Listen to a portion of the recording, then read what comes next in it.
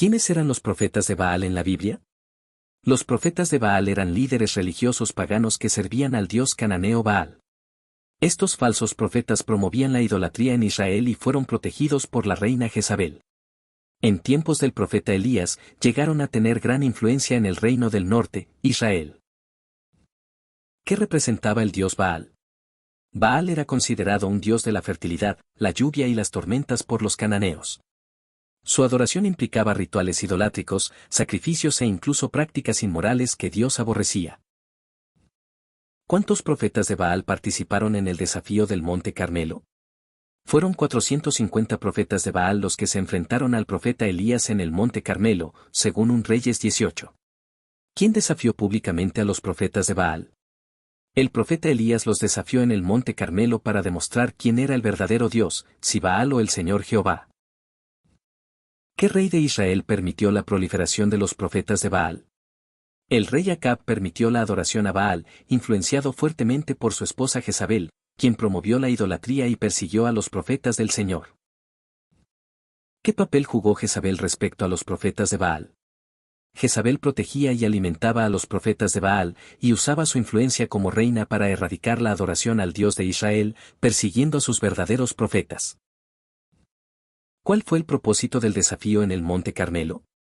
El propósito fue mostrar al pueblo de Israel quién era el Dios verdadero, mediante una prueba sobrenatural, que el Dios que respondiera con fuego era el Dios legítimo. ¿Qué hizo Elías para preparar su altar en el Monte Carmelo?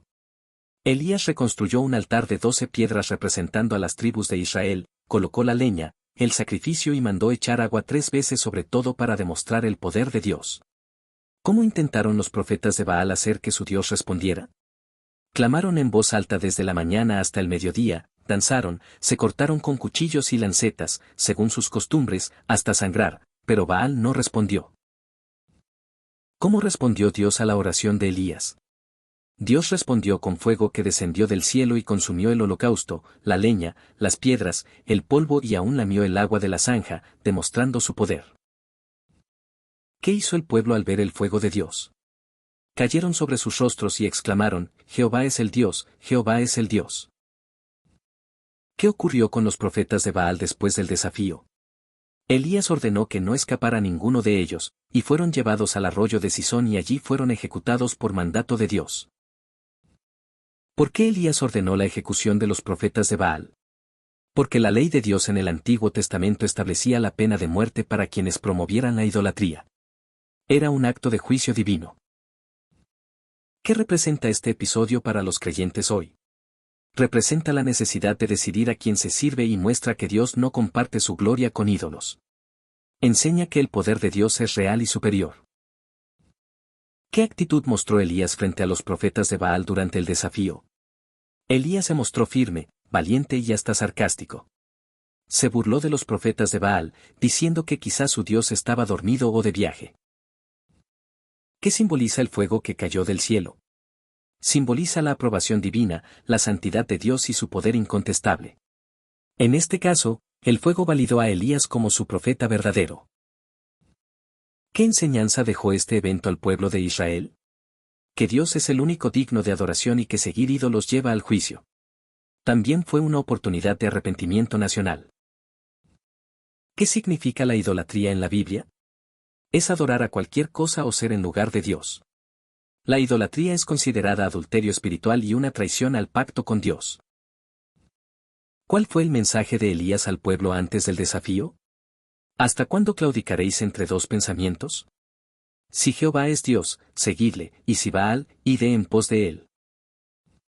¿Por qué el pueblo estaba dividido entre Jehová y Baal? Porque habían sido influenciados por la idolatría de Jezabel y la permisividad de Acab, pero aún tenían memoria del Dios de Israel. ¿Qué representaban los 12 cántaros de agua derramados por Elías? Representaban una total dependencia en el poder de Dios, pues dificultaban aún más que el fuego encendiera el sacrificio. Mostró que no era un truco. ¿Dónde ocurrió el enfrentamiento con los profetas de Baal? En el Monte Carmelo, un lugar simbólicamente elevado y visible, apropiado para un acto público y decisivo. ¿Por qué Baal no respondió a sus profetas? Porque Baal no es un Dios verdadero. Era una invención humana, sin poder, sin vida y sin capacidad de responder. ¿Qué papel juega el arroyo de Sison en la historia? Allí fueron llevados los profetas de Baal y ejecutados por mandato de Elías, representando el juicio final contra la idolatría. ¿Qué actitud tomó Elías después de la victoria sobre los profetas? Oró fervientemente por lluvia, y Dios finalmente envió una gran lluvia sobre la tierra, mostrando restauración tras el arrepentimiento. ¿Qué representa la oración de Elías antes del fuego? Una oración sencilla pero llena de fe, donde Elías clamó a Dios para que el pueblo reconociera que Jehová es Dios.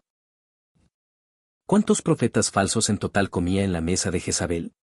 Eran 850 en total, 450 profetas de Baal y 400 profetas de Acera, aunque en el Monte Carmelo solo participaron los de Baal. ¿Qué relación había entre Baal y Acera? Acera era considerada una consorte o pareja de Baal en la mitología cananea. Ambos eran dioses falsos y eran adorados mediante ritos paganos. ¿Por qué Elías se sintió solo frente a los profetas de Baal? Porque muchos profetas del Señor habían sido perseguidos o asesinados, y Elías se sintió el único fiel restante, aunque luego Dios le reveló que no era así. ¿Cuál es el significado espiritual del Monte Carmelo? Es símbolo de confrontación entre la verdad y el error, entre la fe verdadera y la religión falsa. Es un lugar de decisiones. ¿Qué muestra la confrontación con los profetas de Baal sobre el carácter de Dios? La confrontación revela que Dios es un Dios celoso que no comparte su gloria con otros. También muestra su paciencia, al dar al pueblo la oportunidad de decidir y arrepentirse, y su poder, al demostrar públicamente que Él es el único Dios verdadero. ¿Cómo influyó la adoración a Baal en la moral del pueblo? La idolatría siempre va acompañada de corrupción moral. La adoración a Baal implicaba prácticas sexuales inmorales, sacrificios humanos y el abandono de los principios de justicia y verdad que Dios había enseñado a Israel. El pueblo se degradó espiritualmente y éticamente. ¿Qué importancia tiene el arrepentimiento en esta historia? Aunque el texto no menciona un arrepentimiento colectivo formal, la reacción del pueblo Jehová es el Dios indica una convicción profunda. La historia enseña que, cuando el pecado se enfrenta con la verdad de Dios, hay esperanza de restauración si hay arrepentimiento. ¿Qué diferencia a un profeta verdadero de uno falso en la Biblia? El profeta verdadero habla conforme a la palabra de Dios, con fidelidad, y su mensaje glorifica a Dios. El falso profeta, como los de Baal, busca complacer a los hombres, promover ídolos, y no tiene poder espiritual verdadero. Deuteronomio 18 ofrece criterios para discernirlos. ¿Qué paralelismos hay entre los profetas de Baal y la apostasía moderna? Hoy, la apostasía se presenta cuando se mezclan verdades bíblicas con enseñanzas humanas o se promueve un cristianismo sin cruz ni santidad. Como los profetas de Baal, muchos enseñan lo que agrada a la multitud, no lo que Dios manda. Elías representa al remanente fiel. ¿Cómo aplicamos la pregunta de Elías, ¿hasta cuándo claudicaréis entre dos pensamientos? Esta pregunta sigue vigente. Muchos creyentes hoy vacilan entre seguir a Dios o al mundo, entre la obediencia y el pecado. El llamado de Elías es un desafío a tomar una decisión radical por Cristo, sin doble ánimo. ¿Qué representa el silencio de Baal durante el clamor de sus profetas? Representa la nulidad de los ídolos. Ningún Dios falso puede responder, porque solo Jehová es el Dios viviente. Salmo 115 dice que los ídolos tienen boca y no hablan, oídos y no oyen. El silencio de Baal fue una evidencia de su inexistencia. ¿Por qué Elías se burló de los profetas de Baal? Elías usó la burla para exponer la necedad de la idolatría y mostrar la inutilidad de sus esfuerzos. Su sarcasmo fue una forma de confrontar públicamente el engaño religioso que dominaba Israel. Era una táctica profética con propósito espiritual. ¿Qué papel tiene la oración ferviente de Elías en esta historia? La oración de Elías fue breve pero poderosa. No dependía de gritos ni repeticiones, sino de una relación genuina con Dios.